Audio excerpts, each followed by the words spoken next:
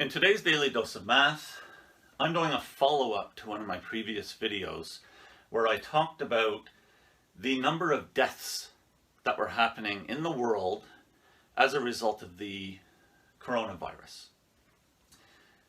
In that video, I promised to start keeping track of the number of deaths per day for a little while so that I could continue a graph that I had started drawing.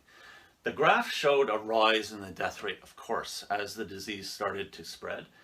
But it was already starting to show a plateau, at least in the number of confirmed cases. But I hadn't been bothering to write down the number of deaths every day. So I started doing that. And here's the data for the dates between April 16th and April 30th. I kept track not of the total number of deaths, which would show a curve rising and rising, instead number of new deaths per day. So the numbers vary, and quite a bit.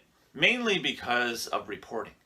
When a country goes 3 days without reporting any deaths and then suddenly reports 2,000 deaths, you can see that there's a process where the information is held up for a little while and then eventually is released all at once. And that's going to cause some of this jumping around.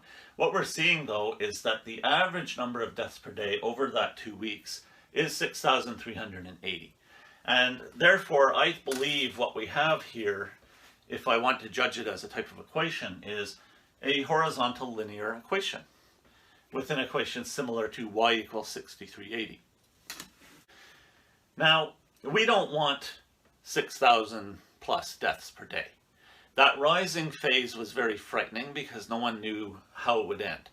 But this plateau is certainly better than this increase. But the plateau is also unacceptable because 6,000 deaths per day in the world, if you know that a lot of them could have been prevented, is still too many. What we're hoping for is for this horizontal line to crash down and hit the x-axis. And I believe the only way that can happen is when we get a vaccine. One of the things that has been talked about is the idea of herd immunity.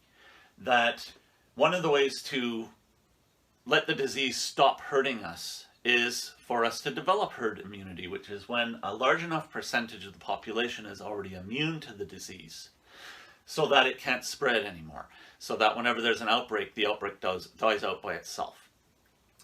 Herd immunity is normally a very good thing, and it's achieved by a combination of people who've already had the disease being immune and people who are immune because they got a vaccine.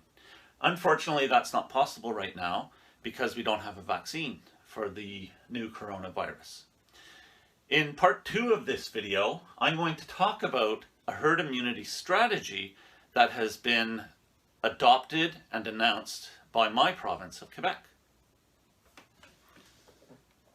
Okay, so now let's look at the herd immunity strategy adopted by the Quebec government as announced in a press conference where they explained how they are going to reopen daycares and elementary schools. The logic given was that children of those age groups do not suffer from this disease, so they will be allowed to build herd immunity. There's that phrase, herd immunity. People have to be careful how they use that phrase, especially politicians.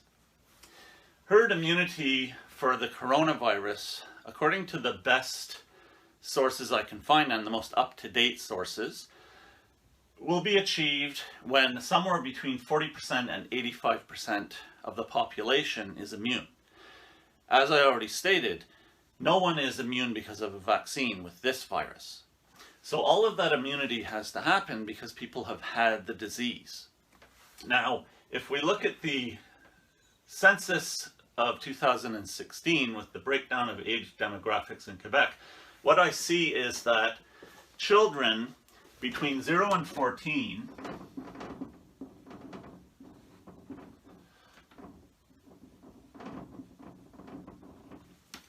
represent 1,333,260 of Quebecers. And the total number of Quebecers is 8,164,360. When I convert that into a percentage, what I find is that 16.3% of Quebecers are in this age group of daycare and elementary school.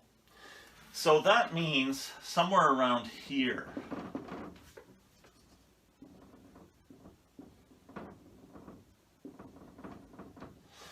Since we need at a minimum 40% of the population to have had the disease in order to have herd immunity, and since only 16.3% of the population is children of those age groups, what this means is that Quebec's herd immunity strategy is not to let children of that age group build herd immunity. Because if only 16% of the population is immune, you don't have herd immunity.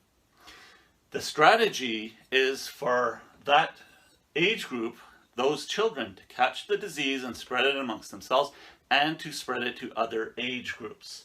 That will allow us to get to the 40% or maybe to the 85% that we need in order to have herd immunity. So the strategy is to let the disease be spread among not only children, but other age groups as well. I think in the press conference that I watched where this was announced, it seems maybe they forgot to mention this part of the strategy. They used the term herd immunity, they talked about children not suffering from the disease, but they didn't go into what is going to take for us to reach the percentage necessary so that we have herd immunity. So sometimes politicians don't always tell the truth or the whole truth. Sometimes doctors don't tell the whole truth. But I'm a math teacher, and I believe that the numbers right here are telling the truth. That is today's Daily Dose of Math. Please like, subscribe, and share.